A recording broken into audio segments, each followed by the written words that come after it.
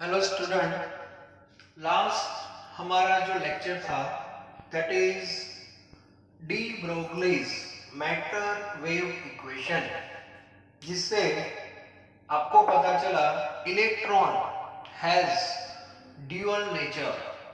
The old nature was particle and the new nature that is wave, and that is given by de Broglie.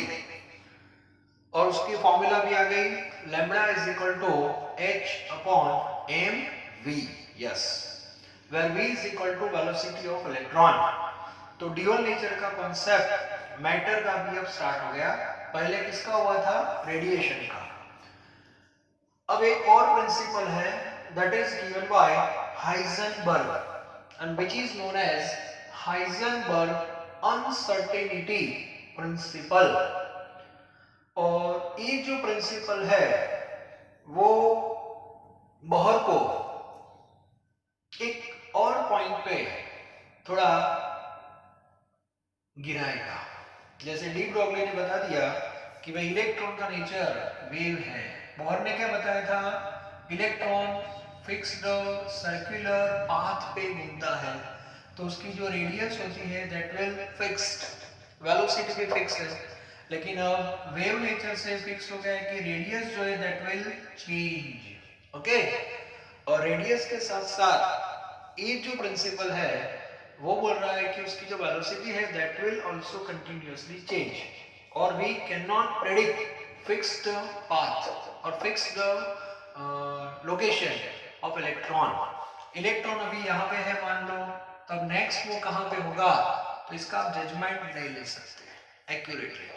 Okay, तो ये सब information है. Text book में जो topic दिया है वो आप पढ़ोगे, एक बार पढ़ोगे, दो बार पढ़ोगे, तीन बार पढ़ोगे, फिर भी पता नहीं चलेगा. तो टेक्स्ट बुक मत पढ़ना, ठीक है? तो अभी मैं जो क्लास, अभी जो मेरा लेक्चर है उसमें जो जो पॉइंट्स मैं यहाँ लिख रहा हूँ वो आप अपने क्लास नोट में डिक्टेट करते जाइए. टेक्स्ट बुक मत पढ़ना. रात को सोना हो तो एक बार पढ़ लेना, ठीक है? तो सबसे पहले मैं बात कर रहा हूँ, इलेक्ट्रॉन को बाद में पिक्चर में लाते हैं. सबसे पहले हम बात करेंगे for macro particle. For macro particle, yes. Macro particle means what? Particle you can see by naked eye. That is called one type of macro particles. Itself is a macro particle. Yes, we are living thing. We are living thing. ठीक है? तो हम भी macro particle है. तो सबसे पहले मैं आपको एक बात बताऊं, जब मैक्रो पार्टिकल मोशन में होते हैं, okay, when macro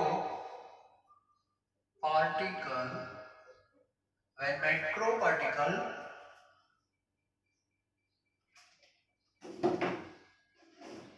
motion in space. Okay, when macro particle motion in space, then we can measure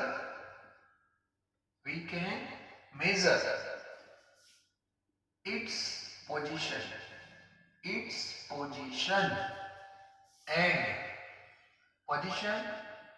and velocity, or you can say momentum. Both term related with each other.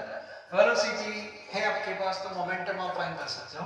Okay, so we can measure its position and velocity or measure accurately in same experiment. Yes, in same experiment. अब इसका meaning क्या हुआ? कोई भी macro particle space में है और वो मोशन में है, फॉर एग्जांपल, तो वो पार्टिकल की पोजीशन अभी क्या है, मतलब वो अभी आपसे कितना दूर है, दैट इज पोजीशन. ओके, और उसकी वेलोसिटी क्या होगी, मोमेंटम क्या होगा, और ये दोनों पैरामीटर आप एक्यूरेटली मेजर कर सकते हो, एक्यूरेटली आप मेजर कर सकते हो without any error in same experiment.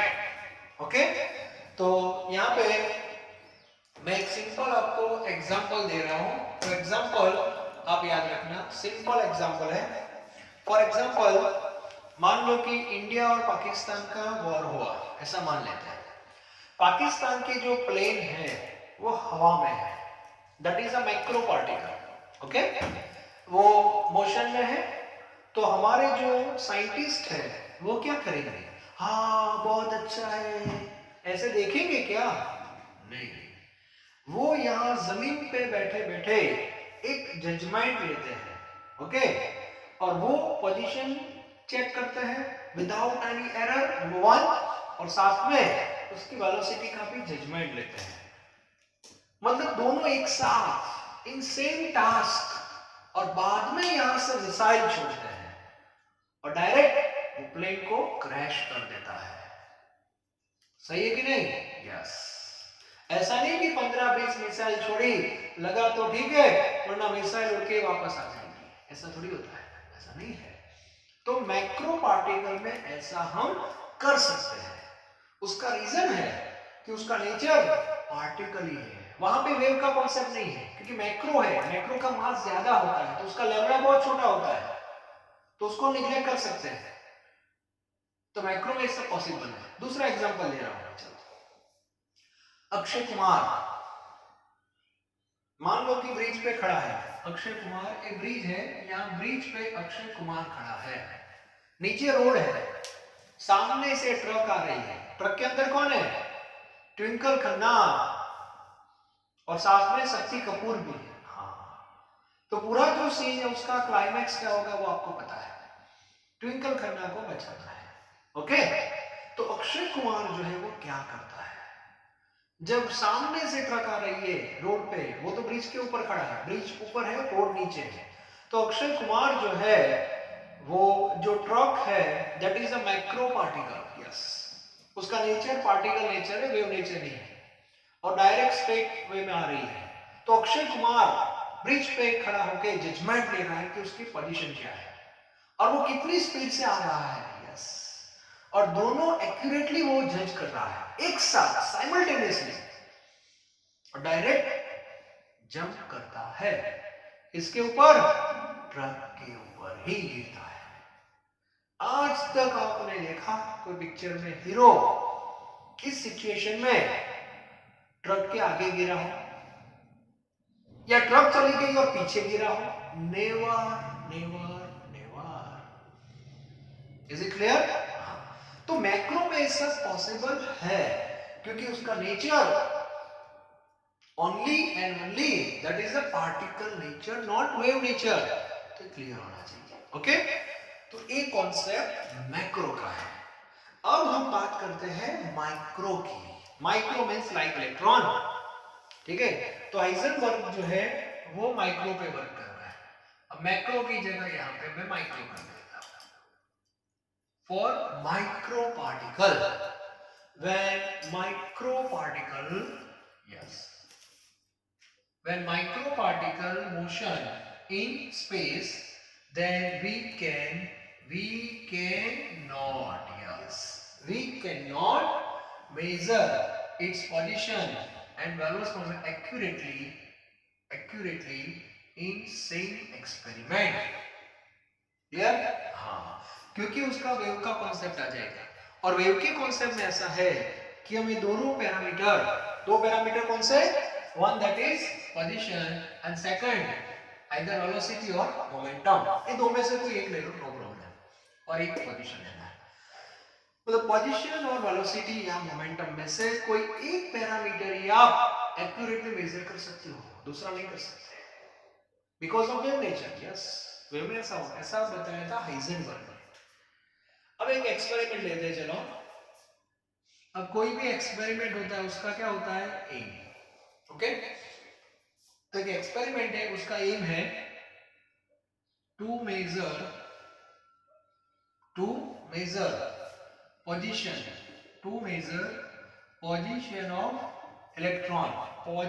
Of electron, yes, position of electron, to measure position of electron accurately. Yes, आपको इलेक्ट्रॉन की पोजीशन मेजर करनी है, वेलोसिटी भूल जाओगे. Yes, position. अब इलेक्ट्रॉन जो है वो माइक्रो है, नेकेड आई से हम देख नहीं सकते. हाँ, प्रिडिक्शन कर सकते हैं कि चलो इस एरिया में कहीं पे होगा. क्लियर? तो मान लो कि यहाँ पे इलेक्ट्रॉन घूम रहा है और ये जो वेव फॉर्म मैंने अभी दिखाया है, electron that is a particle of matter, तो इसको हम मैटर वेव इसे बोल सकते हैं. This is a matter wave. अब इलेक्ट्रॉन की पोजीशन आपको डिसाइड करनी है. पोजीशन मींस वो न्यूक्लियस से कितना दूर है, that is one type of position. तो उसका एक एक्सपेरिमेंट होता है, उसको हम डिटेल में नहीं जाएंगे. तो उसके लिए क्या करना होता है, तो उसके लिए आपको रेडिएशन यूज करना होता है. ओके, तो ये सोर्स है, that is source of radiation, light मतलब व्हाटएवर. तो यहाँ से रेडिएशन बाहर आएगा. रेडिएशन ऑलरेडी वेव फॉर्म में है, पार्टिकल फॉर्म में, ये सब हो चुका है. ओके, और ये उसकी वेवलेंथ है, और उसका जो पार्टिकल है वो आपको पता है वो फोटॉन है. ओके, ये सब प्रूव हो गया है. इट मींस इलेक्ट्रॉन की पोजीशन आपको डिसाइड करनी है, so you have to use radiation having appropriate wavelength. तो ये आप कर सकते हो. उससे क्या होगा कि इसका जो फोटॉन है, रेडिएशन का नेचर भी वेव है. ठीक है, इसका जो फोटॉन है वो कहीं ना कहीं इलेक्ट्रॉन के साथ इंटरेक्ट करेगा, कोलाइड करेगा. और जब इंटरेक्शन होगा फोटॉन और इलेक्ट्रॉन के बीच में, तो वो जो पर्टिकुलर पॉइंट है उसको ये लोग ट्रैक कर देते हैं इंस्ट्रूमेंट में, और वहां से उनको पता चल जाता है position of electron. So position of electron that is equal to angstrom. तो इस बेस पे वो लोग पोजीशन मेजर करते हैं. अब आप फिजिक्स में पढ़ते हो, कोई भी क्वांटिटी पैरामीटर आप मेजर करते हो तो उसमें एरर आता है. Okay, so error that is uncertainty. तो यहाँ पे भी एरर आएगी, पोजीशन में आएगी. एरर बोल सकते हो, अनसर्टेनिटी बोल सकते हो. फिजिक्स वाले एरर बोलते हैं, केमिस्ट्री में अनसर्टेनिटी वर्ड यूज किया है. अब मुझे बताओ uncertainty in position, that is equal to delta x.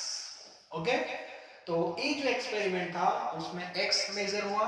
Practical है पूरा, कैसे वो आपका सिलेबस में नहीं है, लेकिन x हमने मेजर कर दिया इन शॉर्ट.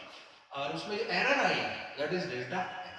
अब मुझे बताओ, आपको ऐसा लगे वो एरर बहुत ज्यादा है, एरर को रिड्यूस करना है, मतलब मेजरमेंट एक्यूरेटली करना है, क्योंकि आपका जो प्रैक्टिकल है उसमें क्या है, देखो, to measure position of electron accurately. Yes, तो उसके लिए क्या करेंगे, तो फ्रॉम प्रैक्टिकल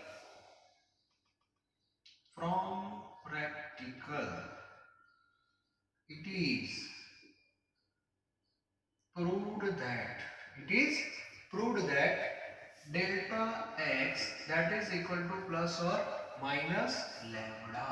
इसका मीनिंग क्या हुआ, इसका मीनिंग क्या हुआ? From practical it is proved that delta x is equal two plus और माइनस लैम्बडा. इसे टेक्स्ट बुक में नहीं होगा, एरर में भी पॉजिटिव में भी नेगेटिव, लेकिन इसकी जो वैल्यू है that is equal to lambda. और लैम्बडा क्या है, wavelength of photon. Yes, wavelength of photon. अब मुझे बताओ, आपको पता चल गया कि पोजीशन में जो एरर आ रही है delta x that is equal to lambda, मतलब आप जो यहाँ पे रेडिएशन यूज कर रहे हो उसका वेवलेंथ. अब मुझे बताओ, आपको डेल्टा x को कम करना है, डेल्टा x को कम करना है, तो लैम्बडा को भी क्या कर दो, कम कर दो, simple.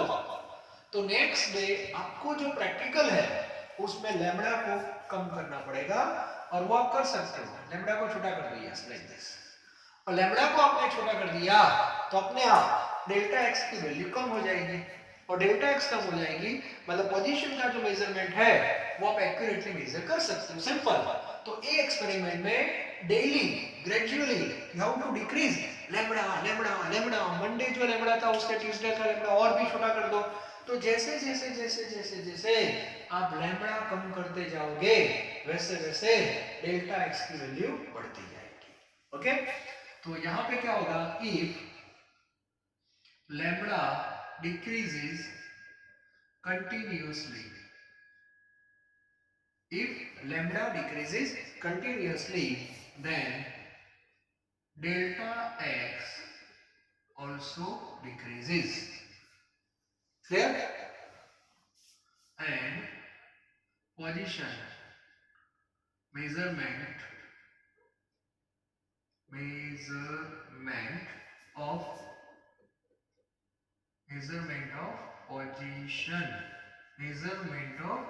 position of electron becomes more accurate. Clear? तो एक सिंपल एक्सपेरिमेंट है. अब ये एक्सपेरिमेंट में आप आराम से पोजीशन को एक्यूरेटली मेजर कर सकते हो. क्लियर? ओके. अब पॉइंट आ रहा है, देखो. Motion in space we can not measure position velocity accurately in same experiment. तो ये एक्सपेरिमेंट में हमने पोजीशन को तो मेजर कर लिया. अब आपके दिमाग में आया कि सर मुझे ये प्रैक्टिकल में वेलोसिटी भी एक्यूरेटली मेजर करनी है, सो यू कांट मेजर. आप ऐसा नहीं कर सकते. उल्टा होगा क्या? इसमें क्या होगा देखो. If delta x decreases, delta x कम हो रहा है कि नहीं, देन डेल्टा वी और डेल्टा पी इंक्रीजेस. मतलब उल्टा होगा. डेल्टा एक्स तो कम हो रहा है लेकिन वेलोसिटी में जो एरर है वो इंक्रीज होगी ये एक्सपेरिमेंट में. तो उसको आप नीचे नहीं ला सकते. आप बोलोगे सर ऐसा कैसे? डेल्टा वी का क्या लेना देना उससे? तो देखो, कल मैंने बताया था lambda is equal to photon के लिए क्या लिखेंगे? फोटोन जो आप यूज कर रहे हो यहाँ पे, यस, उसकी जो वेवलेंथ है दैट इज h अपॉन mc. Okay, so lambda is equal to h अपॉन p. सो लैम्बडा और p का रिलेशन क्या होगा? That is inversely proportional. इसका मीनिंग क्या होगा? यदि आपने लैम्बडा कम किया, निकल रहा होगा, लिखते रहना. इफ, इसका मीनिंग हुआ if lambda decreases like this. If lambda decreases, delta x decreases, but delta v increases. Why? ऐसा क्यों? Lambda decreases, delta x decreases, but delta v increases. Why? तो इसका रीजन है. देखो रिलेशन क्या है. जब आप लैम्बडा को डिक्रीज कर रहे हो तो लैम्बडा डिक्रीज होगा तो जो फोटोन आप यूज कर रहे हो, ये जो फोटोन इसका आएगा उसका मोमेंटम ज्यादा होगा. और हाई मोमेंटम वाला फोटोन जब इलेक्ट्रॉन के साथ इंटरेक्ट करेगा यहाँ पे, तो इलेक्ट्रॉन की जो एनर्जी है that will increases suddenly increase हो जाएगी velocity. And new error comes in picture and that is delta we. Yes, तो जो वेव नेचर होता है उसमें सब प्रॉब्लम्स आती है क्योंकि वो छोटा पार्टिकल है. अब मोमेंटम वाला फोटोन जब इंटरेक्ट करेगा, हाई मोमेंटम वाला फोटोन, तो उसको कैचअप करेगा और ऐसे वेलोसिटी में एरर आ जाती है. बस इतना सोचना है. क्लियर? तो डेल्टा एक्स को आप कम करोगे, नो डाउट अच्छी बात है, लेकिन डेल्टा भी इंक्रीज हो रहा है. देखो, तो एक एरर आप कम कर रहे हो तो पैरेलल दूसरी एरर इंक्रीज हो रही है. इट मींस कंक्लूजन क्या है? दोनों पैरामीटर आप एक्यूरेटली मेजर नहीं कर सकते इन दिस एक्सपेरिमेंट. आप बोलोगे नहीं नहीं नहीं नहीं, मुझे तो डेल्टा वी को डिक्रीज करना है. तो डेल्टा वी को डिक्रीज करना है तो जो फोटोन है उसका मोमेंटम कम करना पड़ेगा. और फोटोन का मोमेंटम आप कम करोगे तो उसका लैम्बडा बढ़ाना पड़ेगा. और लैम्बडा बढ़ेगा तो प्रॉब्लम कहां पे आएगा? पोजीशन में आएगा. तो डेल्टा वी कम होगा, तो डेल्टा एक्स इंक्रीज हो जाएगा. तो दोनों एरर आप एक साथ रिड्यूस नहीं कर सकते. For which particle? Micro. Yes, macro में कर सकते हो. डेल्टा एक्स भी कम हो जाएगा और ये भी कम हो जाएगा क्योंकि इसका नेचर पार्टिकल ही है और माइक्रो का नेचर ड्यूअल है. और ड्यूअल में ऐसा कॉन्सेप्ट है, डेल्टा एक्स कम होगा, नीचे आएगा ऐसे ऐसे, तो ये ऊपर जाएगा. क्लियर? सर इसको नीचे लाना है तो ये ऊपर जाएगा. दोनों को एक साथ नीचे नहीं ला सकते. That is conclusion of this topic. Okay, अब यहां से एक मैथमेटिकल फॉर्मूला आ रही है, वो भी इंटरेस्टिंग है, देखो।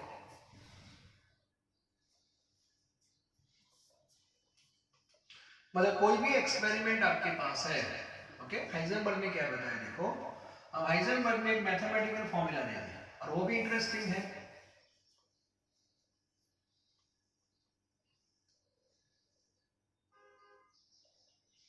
फॉर एग्जाम्पल, आप कोई भी एक्सपेरिमेंट कर रहे हो, ठीक है, पोजीशन का हो या कोई भी हो, तो पोजीशन की एरर तो आएगी, दैट इज डेल्टा एक्स, और वहां पे वेलोसिटी की भी एरर होती है। अब मोमेंटम की भी होगी, तो पहले मोमेंटम ले रहा हूं, चलो। हाँ, डेल्टा एक्स कम होगा तो डेल्टा भी ज्यादा होगा, वो भी फैक्ट है। और इन दोनों का जब प्रोडक्ट होता है, वो पर्टिकुलर नंबर्स के नीचे नहीं आ सकता। एक एग्जांपल दे रहा हूं मैं, 25 into 4 that is equal to 100। ये सबको पता है? चलो, 25 जो है फॉर एग्जांपल डेल्टा एक्स है और ये डेल्टा पी है। एक सिंपल एग्जांपल है ना, फर्स्ट डे जब आपने प्रैक्टिकल किया तो पोजीशन में एरर बहुत ज्यादा थी, लाइक 24, और उस प्रैक्टिकल में डेल्टा बी कम था, लाइक 4, और दोनों का जो प्रोडक्ट था दैट इज 100। क्लियर? ओके। अब ट्यूसडे आपको लगा कि नहीं नहीं, मुझे डेल्टा एक्स को कम करना है, तो आपने वेवलेंथ क्या कर दी, कम कर दी। वेवलेंथ कम करने से ये 25 का 20 हो गया, अच्छी बात है। बट इन दैट एक्सपेरिमेंट ये जो 4 था उसकी वैल्यू या तो 5 हो जाएगी या तो ग्रेटर देन 5 हो जाएगी, 5 या तो ग्रेटर देन 5। तो मल्टीप्लिकेशन का आंसर क्या आएगा, आइदर 100 और ग्रेटर देन 100। बात सही कि नहीं? ओके, फिर आपको लगा नहीं नहीं 20 भी अभी ज्यादा है, तो आपने 10 कर दिया। तो ये 10 करने जाते हैं तो यहाँ बगल में जो डेल्टा पी है वो या तो 10 हो जाएगा या तो 10 से बड़ा हो जाएगा। तो प्रोडक्ट का आंसर या तो 100 या तो 100 से ज्यादा हो जाएगा। फिर आपको लगा नहीं नहीं मुझे इसको तो 2 करना है, 2 करना है तो ये अपने आप 50 हो जाएगा या तो मोर देन 50 हो जाएगा। तो ये आंसर आपका 100 या तो मोर देन 100 हो जाएगा। इसका मीनिंग हुआ कि प्रोडक्ट का जो आंसर है, प्रोडक्ट का आंसर, ओके, वो पर्टिकुलर नंबर के नीचे नहीं जा रहा, या तो उतना या तो उससे ज्यादा, मतलब 100 से नीचे नहीं जा रहा। फैक्ट हो गया। तो हाइजेनबर्ग ने भी यहाँ जो प्रैक्टिकल किए थे उसमें उसने भी एक नंबर निकाला एंड दैट इज कांस्टेंट। वो नंबर के नीचे एक प्रोडक्ट नहीं जाएगी।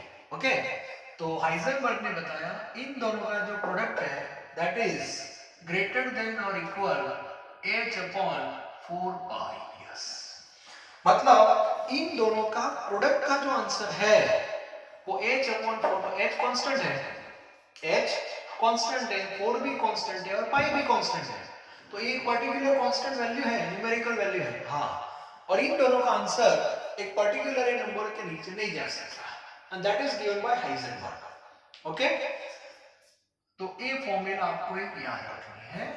Okay, second, we know momentum is equal to mv, mass into velocity, therefore delta p is equal to m into delta v. Equation number 1.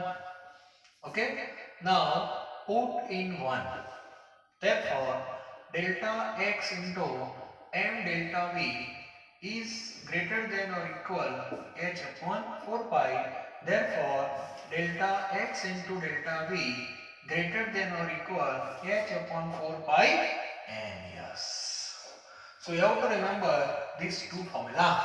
Now what is the difference between these two? This formula related with product of delta x and delta p, and here delta x and delta v. Delta x means uncertainty in position, delta v uncertainty in velocity, delta p uncertainty in momentum. तो question अच्छी तरह पढ़ना, uncertainty velocity है या momentum है। ज्यादातर numerical में uncertainty velocity होती है और इसीलिए स्टूडेंट गलती कर देते हैं। इसमें एम आएगा, इसमें एम नहीं देगा। Clear?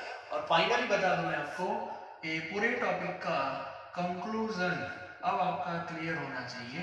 Okay, number 1 for macro में याद रखना है डेल्टा एक्स डिक्रीज होगा, okay, then delta V also decreases. और सेकंड फॉर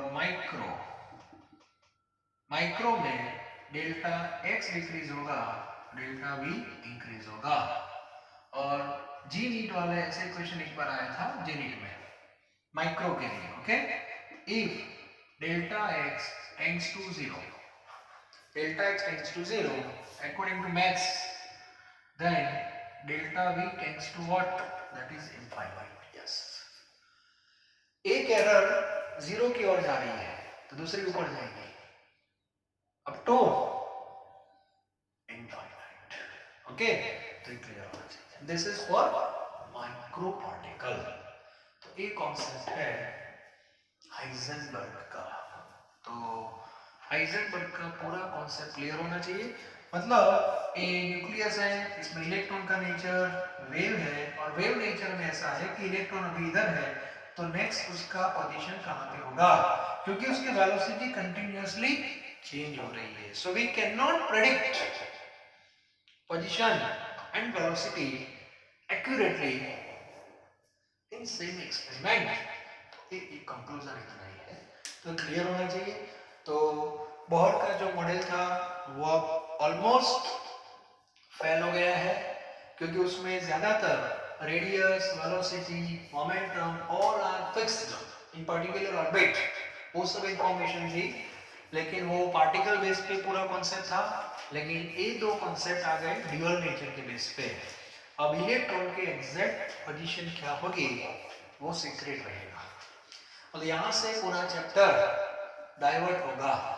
ठीक है, तो हम भी थोड़ा ब्रेक लेंगे इन द सेंस फिर से मैं एक बार ये पूरा जो प्रोसेस है कहाँ से स्टार्ट हुआ उसके बारे में नेक्स्ट लेक्चर में आपको बताऊंगा। बाद में जो भी न्यूमेरिकल है उसको हम कैसे डिवाइड करेंगे डिफरेंट पार्ट्स में, वो भी आपका क्लियर होना चाहिए। तो उससे रिलेटेड एक दो लेक्चर हम लेंगे और उसके बाद हम नए टॉपिक में आगे बढ़ने वाला है। इन शॉर्ट यहाँ तक न्यूमेरिकल आएंगे अप टू हाइजेनबर्ग, और नेक्स्ट जो सेक्शन है उसमें एक भी न्यूमेरिकल नहीं है, लेकिन वो लेटेस्ट कॉन्सेप्ट है स्ट्रक्चर ऑफ एटम का, तो वो हम पढ़ेंगे। ठीक है, तो न्यूमेरिकल की बात कर लेते हैं। बहुत इजी न्यूमेरिकल है, 2 है, ज्यादा नहीं है। तो उसके लिए इलस्ट्रेशन में आपको बताओ, इलस्ट्रेशन 2.15 है, 2.15, ओके। उसमें as a micro particle electron है, और delta X is given in terms of angstrom. तो आपको पहले एंगस्ट्रॉम को मीटर में कन्वर्ट करना होगा, 10⁻⁻10 से मल्टीप्लाई कर देना, और आपको फाइंड करना है डेल्टा वी। तो कौन से फॉर्मूला यूज करोगे? This one. So delta x आपको दिया है, डेल्टा वी आपको फाइंड करना है। आप बोलोगे सर इसमें क्या करें? आपको मिनिमम वैल्यू लेनी है। Minimum means equal. एच आपको पता है जूल इनटू सेकंड में, मास ऑफ इलेक्ट्रॉन पता है, इलेक्ट्रॉन का मास कितना होगा? इलेक्ट्रॉन का मास होता है 9.1 10⁻31 kg। तो ये भी आपका क्लियर होना चाहिए, ओके। तो आपको डेल्टा वी मिल जाएगा। इसके बाद 2.16 मोस्ट इंपोर्टेंट बेस्ड ऑन जीनीट, उसमें क्या है देखो, उसमें आपको डेल्टा एक्स फाइंड करना है। थोड़ा मैं आपको आइडिया दे देता हूं। डेल्टा एक्स आपको फाइंड करना है, यस, डेल्टा एक्स, ओके। और एज अ पार्टिकल, माइक्रो नहीं मैक्रो पार्टिकल है, बॉल है, इसका मास दिया है दैट इज 40 ग्राम। तो 40 ग्राम है, उसको पहले केजी में क्या कर देना है? कन्वर्ट। -3 से मल्टीप्लाई कर देना, दैट इज kg। अब इसकी वेलोसिटी दी है, velocity v that is 45 metre per second, और जो डेल्टा v दिया है, डेल्टा v दैट इज 2%, ऐसा दिया है। अब क्या करोगे इसमें, मोस्ट इंपोर्टेंट, तो नॉर्मली देखो डेल्टा x आपको फाइंड करना है, a टर्म फाइंड करना है, तो आपके पास क्या होना चाहिए, डेल्टा v होना चाहिए। सर डेल्टा v तो दे दिया है, लेकिन डेल्टा v जो दिया है वो एक परसेंटेज में दिया है, और परसेंटेज जो होते हैं दैट इज बेस्ड ऑन 100। तो सबसे पहले आपको क्या करना है, इफ, सिंपल है, if v is equal to 100 metre per second, then delta v is equal to 2। Clear? ये जो 2% एरर लिखा है वो कब होगी, जब वेलोसिटी 100 होगी। Now see velocity that is, therefore v is equal to 45 metre per second, then delta v। Clear? तो सबसे पहले आपको डेल्टा v फाइंड करना है, 2 into 45 upon 100, that is 90 upon 100, and that is 0.9। Clear? तो ये जो 0.9 है वो आपका डेल्टा v हो जाएगा, और ये डेल्टा v यहाँ पे रखना है। बाकी सब तो पता है, एम किस में लेना है, kg, तो आपको आंसर मिल जाएगा। तो 2.15 और 2.16 दैट इज होमवर्क और वर्कशीट। ओके, तो ये क्लियर होना चाहिए। Thank you very very much.